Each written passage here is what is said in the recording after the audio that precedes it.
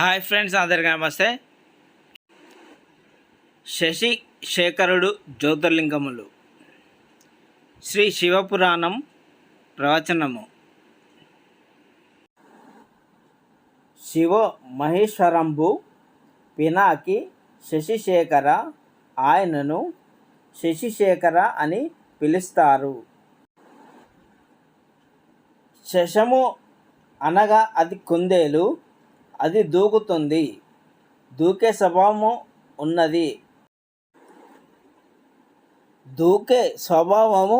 ఉన్నది. కాలము సుఖము చేత కాలము దూకేస్తుంది. దుఃఖములో ఉంటే కాలము గడుస్తున్నట్టు అనిపించదు. కాబట్టి కాలము చాలా గడుసుగా గంభీరంగా ఉన్నట్టు ఉంటుంది. దాంట్లో అర్థం చేసుకోవలసిన రహస్యం ఒకటి ఉన్నది. మీరు దానిని పట్టుకుంటే శశిరేఖ అన్న మాటకు తాత్వికమైన అర్థం మీకు అర్థమవుతుంది. కాలంలో సుఖదుఖాలు రెండు ఉంటాయి. సుఖము ఉన్నప్పుడు కాలము దూకేసినట్లు అనిపిస్తుంది. కష్టము ఉన్నప్పుడు కాలం కదలనట్టు అనిపిస్తుంది. దూకేసినట్టు కనబడిన కాలము, దూకినట్టు కనబడిన కాలము. వైదిక సమన్వయం చేస్తే మీరు రోజు చెప్పేటప్పుడు కాలము ఎలా చెబుతారు? శ్రీ విరోధినామ సంవత్సరే ఉత్తరాయణే శశిఋతే మాఘమాసే శుక్లపక్షే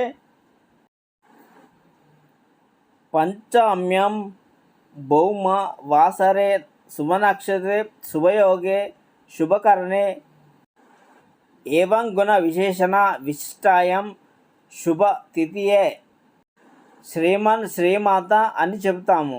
ఎవరు ఆయన పాదాలు పట్టుకుంటాడో అటువంటి వానికి జ్ఞానం ఇచ్చి కాలు తీర్థుని చేసి మళ్ళీ పుట్టవలసిన అవసరం లేని పరిస్థితిని కలిగించడు. కాలము ఆభరణము కలిగిన వాడని చెప్పడానికే చంద్రరేఖను పొంది ఉంటాడు. మోక్షము ఇవ్వగలవాడని చెప్పుకోవడం కోసమే చంద్రరేఖను ధరించి ఉండటం. ఇదే శశిరేఖ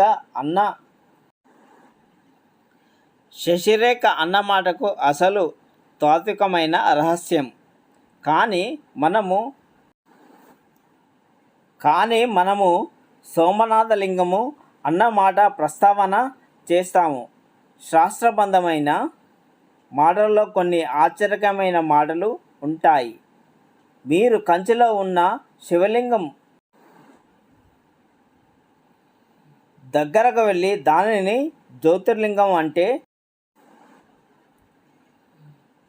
శాస్త్రము అంగీకరించదు. దానిని అష్టమూర్తుల యందు ఒక లింగము పృథ్వీలింగం అని పిలుస్తారు. పంచభూత లింగములో అది ఒకటి. కాళహస్తిలో లింగము వాయులింగము, అది జ్యోతిర్లింగమునకు కాదు. జంబుకేశ్వర్లోని శివలింగము జలలింగము, అది జ్యోతిర్లింగము కాదు. కానీ కొన్ని శివలింగములు జ్యోతిర్లింగములని పిలుస్తారు. Thank you for watching. Please subscribe my channel.